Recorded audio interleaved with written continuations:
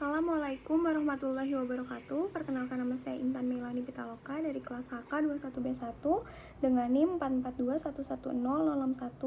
Pada kesempatan kali ini saya akan memenuhi tugas mata kuliah Hukum Tata Negara.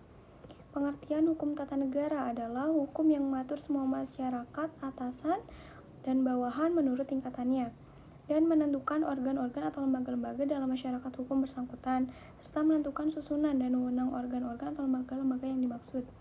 Definisi hukum tata negara menurut para ahli.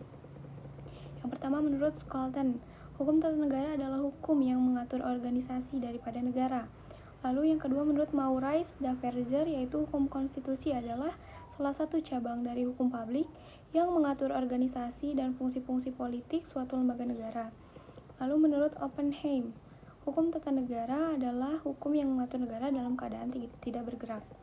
Selain itu, dalam pembelajaran hukum tata negara, kita mempelajari banyak materi-materi yang berhubungan dengan hukum tata negara. Contohnya, penafsiran hukum tata negara.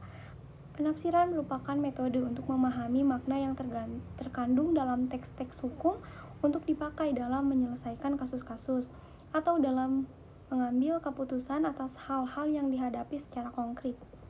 Dalam bidang hukum tata negara, penafsiran judicial interpretation atau penafsiran oleh hakim dapat berfungsi sebagai metode perubahan konstitusi dalam arti menambah, mengurangi, atau memperbaiki makna yang terdapat dalam suatu teks undang-undang dasar.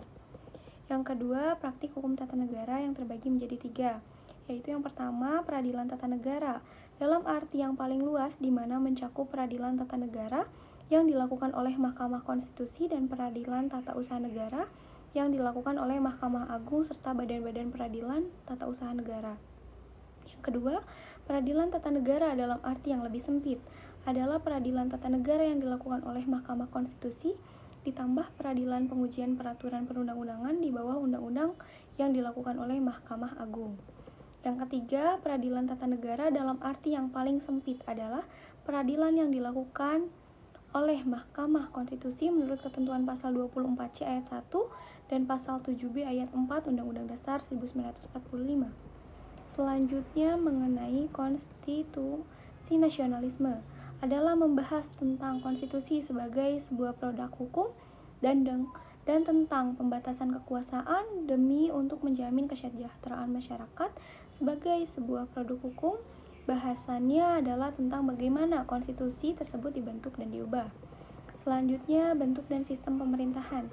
Bentuk dan sistem pemerintahan adalah suatu istilah yang digunakan untuk merujuk pada rangkaian institusi politik yang digunakan untuk mengorganisasikan suatu negara untuk menegakkan kekuasaannya atas suatu komunitas politik.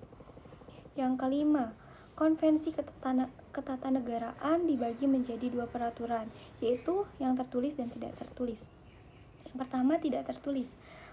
Konvensi ketatanegaraan diartikan sebagai unwritten laws, tetapi kadang-kadang dibedakan dan bahkan tidak dianggap sebagai hukum sama sekali.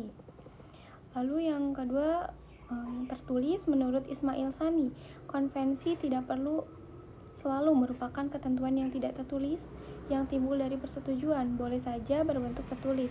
Contohnya, jika presiden mengadakan persetujuan dengan pimpinan parlemen mengenai suatu agenda persidangan parlemen dan persetujuan itu dituangkan secara tertulis dalam bentuk express agreement, maka hal itu dapat dikatakan sebagai konvensi dalam bentuk tertulis. Misalnya, persetujuan antara Wakil Presiden Muhammad Hatta dan Badan Pekerja KNIP pada tanggal 16 Oktober 1945 atas maklumat pemerintah tanggal 14 November 1945 juga ditandatangani dalam bentuk tertulis. Sekian pembahasan sekilas mengenai hukum tata negara menurut pendapat saya. Mohon maaf apabila masih banyak kekurangan dalam penyampaiannya karena saya masih dalam tahap pembelajaran. Wassalamualaikum warahmatullahi wabarakatuh.